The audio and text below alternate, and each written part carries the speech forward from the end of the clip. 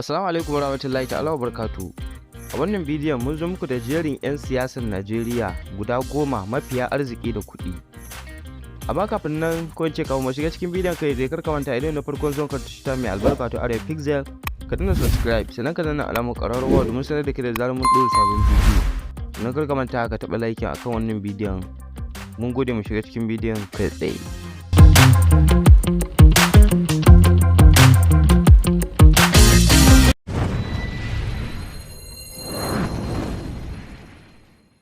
Dan siyasa na goma da zamu fara da shi shine Rotimi Amechi. Rotimi Amechi ya kasance an haife shi ne a ranar 27 ga watan Mayu na shekara ta 1965. Kuma Rotimi Amechi ya kasance tsohon gwamnan jihar Rivers ne ko kuma in ce jihar Rivers, inda ya hau wannan mulki na gwamna a shekara ta 2007 inda kuma ya sauka a shekara ta 2015. Kuma Rotimi Amechi ya kasance shugaban 'yan kamfen a Rivers State a shekara ta 2019 a lokacin da yau Buhari aikin kamfen a jiharsa. Rotimi Amechi ya kasance babban mai kuɗi kuma ɗaya daga cikin manyan masu kuɗi ko masu arziki a 'yan siyasar Najeriya, inda ya mallaki kadarori da motoci irin su Mercedes Maybach version 6 da kuma Mercedes AMG G63 da irin su Mercedes S5550, Land Rover Discovery, Lexus LX570 da dai sauransu.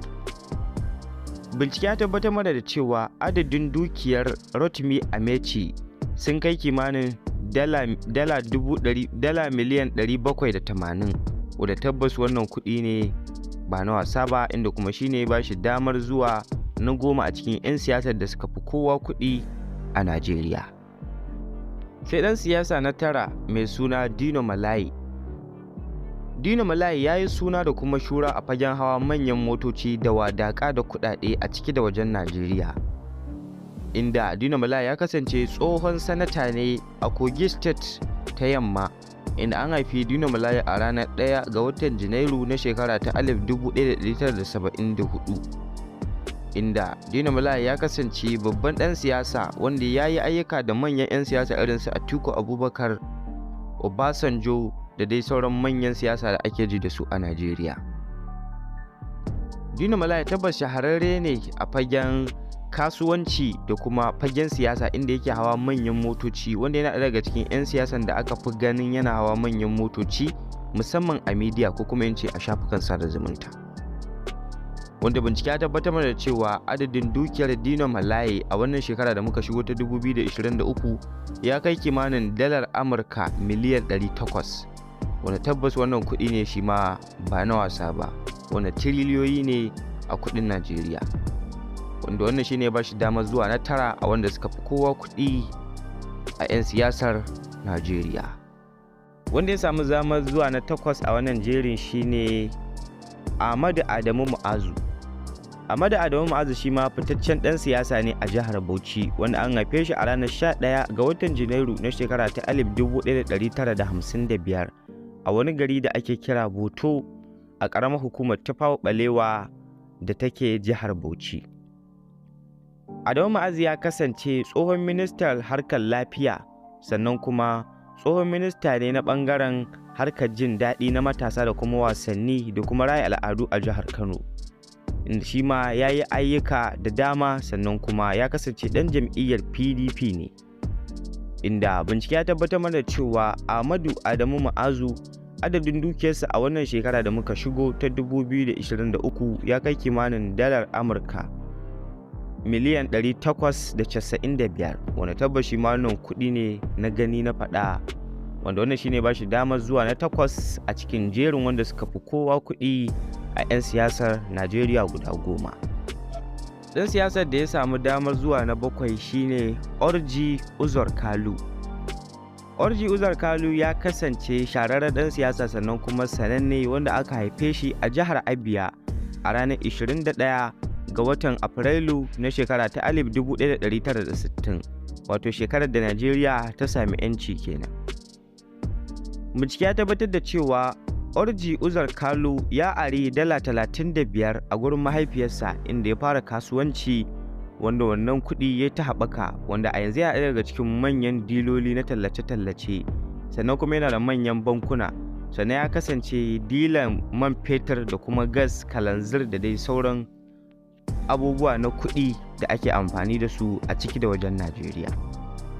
Bincike ya tabbatar mana cewa Urji Uzar Kalu adadin dukiyarsa a wannan shekarar da muka shigo ta 2023 ya kai kimanin dalar Amurka biliyan 1 da miliyan 100, wato biliyan 1.1 kenan, wanda wannan shine ba shi damar zuwa na 7 a cikin jerin 'yan siyasa guda 10 da suka fi kuɗi.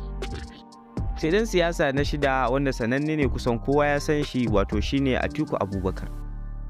Atiku Abubakar ya kasance haifaffen jihar Adamawa wanda aka haife shi a ranar 25 ga watan Nuwamba na shekara ta 1946, wanda ya kasance Bafulatani ne.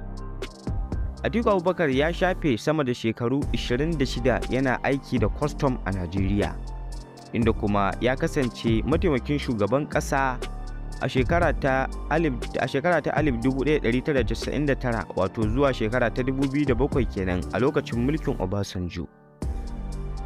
Sannan Atiku Abubakar ya kasance yana fitowa takarar shugaban ƙasa a Najeriya har kusan so 3 ko so 7, inda ya fito a shekara ta 2007 ya faɗi, ya fito a shekara ta 2011 ya faɗi, 2015 ya faɗi, 2019 ya sake faduwa, hallau dai a shekara ta 2022 da aka sake gudanar da zaɓe ya sha kaye. To bincike ya tabbatar mana da cewa adadin dukiyar Atiku Abubakar ya kai kimanin dalar Amurka biliyan 1.4, wanda wannan shine ba shi damar zuwa na 6 a wanda suka fi kowa kuɗi a cikin 'yan siyasar Najeriya. Sai na 5 wato shine Richest. Richest ya kasance an haife shi a ranar 22 ga watan Satumba na shekara ta 1962, wato shekara 2 kenan bayan Najeriya ta sami 'yancin kanta. Richest ya kasance babban mai kuɗin siyasa, kuma ya kasance tsohon shugaban jam'iyyar PDP na ƙasa a shekara ta 1999. wanda a shekara ta 2007 ya kasance shugaban wata kungiya ta Abga, wanda ya lashe zaben wannan kungiya ko kuma yace wannan hukuma da aka yi a shekara ta 2011. Adadin dukiyar Richest a wannan shekara da muka shigo ta 2023 ya kai kimanin dalar Amurka biliyan 1.4, wanda shi ma wannan shi ne ba shi damar zuwa na 5 a wanda suka fi kowa kuɗi a 'yan siyasar Najeriya guda 10. Sai wanda ya zo na 4 shine Olusegun Obasanjo. Olusegun Obasanjo ya kasance tsohon shugaban ƙasar Najeriya a shekara ta 1999 zuwa shekara ta 2007, wanda an haife shi ne a ranar 5 ga watan Mayu na shekara ta 1937, kuma an haife shi ne a jihar Lagos. Kuma ya kasance babban soja ne, general ko kuma yance chief army a wannan lokacin a shekara ta wanda ya samu wannan mukami ne a ranar 13 ga watan Fabrairu na shekara ta 1976 zuwa 1 ga watan Oktoba na shekara ta 1979. Kuma ya kasance tsohon shugaban ƙasar Najeriya a ranar 29 ga watan Mayu na shekara ta 1999 zuwa 29 ga watan Mayu na shekara ta 2007. Olusegun Obasanjo bincike ya tabbatar mana cewa adadin dukiyarsa ya kai kimanin dalar Amurka biliyan 1.6, wanda shine ba shi damar zuwa na 4 a 'yan siyasa guda 10 da suka fi kowa kuɗi a Najeriya. Ɗan siyasar da ya samu damar zuwa na 3 shine Ifeanyi Ubah. Cikakken sunansa shine Patrick Ifeanyi Ubah, wanda ya kasance shahararren ɗan kasuwa kuma ɗan siyasa, wanda an haife shi ne a ranar 3 ga watan Satumba na shekara ta 1971. Ifeanyi Ubah ya kasance ɗan kasuwa ne wanda ya kasance shugaban masu dakon man fetur a Najeriya a shekara ta 2001, wanda suna yin dakon mai daga Najeriya suka irin ƙasashen Europe da kuma wasu ƙasashe na Afirka, wanda ƙasashen Europe ɗin suka haɗar da Belgium, Ingila, Germany, Switzerland, Rasha, Malta da dai sauran ƙasashe. Kuma Ifinyi Uba ya kasance babban ɗan kasuwa ne a Najeriya, wanda daga baya ya koma dakon man da dukiyarsa. To bincike ya tabbatar mana cewa adadin dukiyar Ifinyi Uba a wannan shekarar da muka shigo ta 2023 ya kai kimanin dalar Amurka biliyan 1.7, wanda wannan shine ba shi damar zuwa na uku a cikin jerin 'yan siyasa guda 10 da suka fi kuɗi. Wanda ya samu damar zuwa na biyu shine Ibrahim Badamasi Babangida. Ibrahim Badamasi Babangida ya kasance tsohon shugaban ƙasar Najeriya, wanda aka haife shi a ranar 17 ga watan Agusta na shekara ta 1941 a Najeriya. Sannan Ibrahim Badamasi Babangida, inda wasu suka fi saninsa da IBB ko kuma wasu su kira shi da Maradona, ya zama shugaban ƙasar Najeriya ne a mulkin soja a ranar 27 ga watan Agusta na shekara ta 1985, wanda ya sauka ne a shekara ta 1993, wanda kuma tsohon general ne a mulkin soja a Najeriya, inda ya zama Chief Army of Staff daga shekara ta 1984 zuwa shekara ta 1985, wanda daga nan ne shi kuma Baba Buhari, tsohon shugaban ƙasar Najeriya a yanzu, ya maye gurbinsa. To bincike ya tabbatar mana da cewa adadin dukiyar Ibrahim Badamasi Babangida a kudin Najeriya ya kai dalar Amurka biliyan 5, wanda shine ba shi dama zuwa na biyu a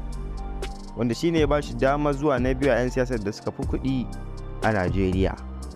Sai ɗan siyasa na ɗaya wanda ya fi kowa kuɗi, wato shine Bola Ahmed Tinubu, wato zababben shugaban ƙasar Najeriya a wannan shekara da muke ciki kuma a yanzu. Bola Ahmed Tinubu, wanda ake wa kira da Jagaba ko kuma Jagaban of Lagos, an haife shi ne a ranar 29 ga watan March na shekara ta 1952 a Osun State. Tinubu ya kasance babban ɗan siyasa wanda ake masa kirari da Asuwaju, wanda kuma ya samu digirinsa na farko a ɓangaren kasuwanci a jami'ar Chicago da take America a shekara ta 1976. Tinubu ya kasance gwamnan Lagos a shekara ta 1999 zuwa shekara ta 2007, inda a yanzu kuma ya kasance zaɓaɓɓen shugaban ƙasar Najeriya a shekara ta 2022, wanda aka rantsar da shi a wannan shekara da muka shigo ta 2023. To bincike ya tabbatar mana cewa adadin dukiyar Bola Ahmed Tinubu a wannan shekara da muka shigo ta 2023 ya kai kimanin dalar Amurka biliyan 8.4, wanda wannan shine ba shi damar zuwa na ɗaya kuma wanda ya fi kowa kuɗi a 'yan siyasar Najeriya. To wannan kenan. Duka da ana muka zo ƙarshe wannan bidiyon namu, sai dai kar ka manta da subscribe da kuma liking, sai ma da ku a wani bidiyon na gaba. Issalam.